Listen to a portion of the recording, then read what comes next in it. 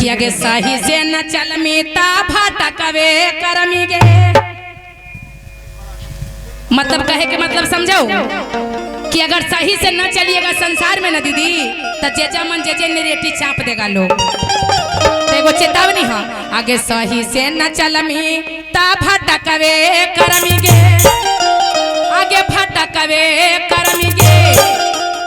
सुनो हुई मगहिया भाषा आगे छोरमी गुरु के चरनिया ताला तकवे करमी गे।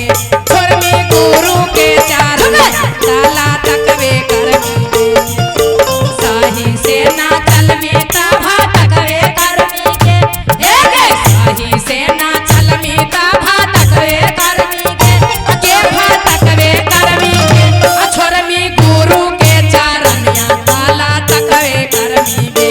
छोरमी गुरु के चरनिया ताला तकवे करमी। ताली बजा के भैया जाओ जाओ।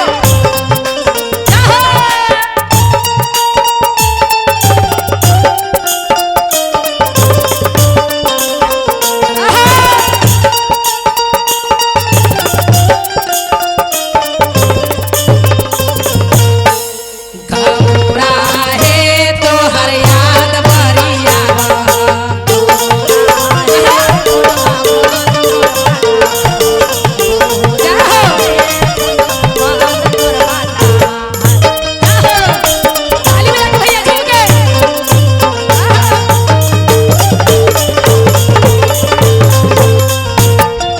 शिवा के चारानिया में नइखे कौनो जात गे।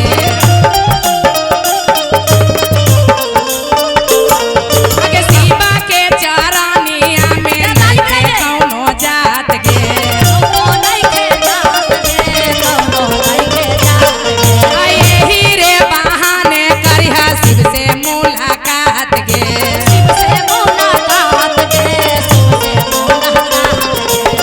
ये तो गाना सभी लोग सुने होंगे। हमारा रोबई में तोरा रोबे पर दोगे।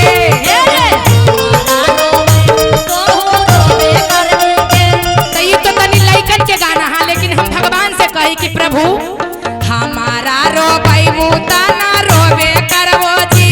बाबा रोबे करवो जी। धरवो तोहारो चरनिया बेरा पार होइबो जी। धरवो तोहारो चरनिया बेरा पार होइबो जी। जाओ बोली शंकर भगवान की।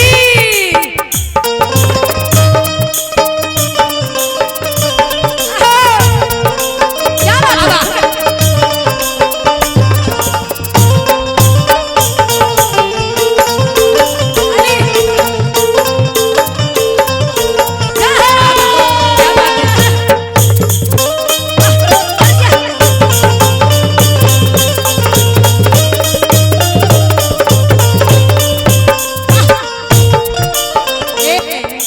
नाही लागे खर्चा दीदी ले लिहा तू पाराचा।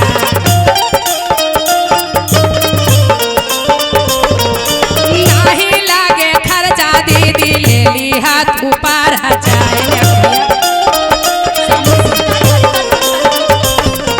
ले लिहा तू परचा दीदी ले लिहा तू पाराचा।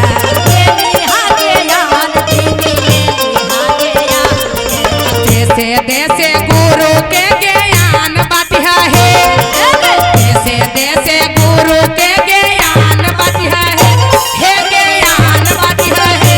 छोरवा गुरु के चरनिया ताला तकवे करवा है। छोरवा गुरु के चरनिया ताला तकवे करवा है।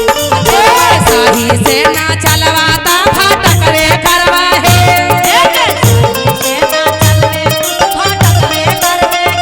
हे भटकवे करवा है।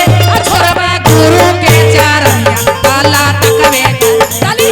छोरवा गुरु के चरनिया छोरवा गुरु के चरनिया ताला तकवे करवा है। छोरवा गुरु के चरनिया ताला तकवे करवा है। छोरवा गुरु के चरनिया ताला तकवे करवा है। लतिया के मतलब समझा लू। चर्चा में से जइबू तो एक चाट स्वामी जी मारतू तक कबू रे जुआनिया जरा ना मरिए जइबू। तब मर्दनवा कहे कि जो फांसी लगा ले, ऐसा जगह नुका देवो कि कुतवो भी लैया ना पूछतो, तो जैसन करनी वैसन। बोली सच्चे दरबार है कि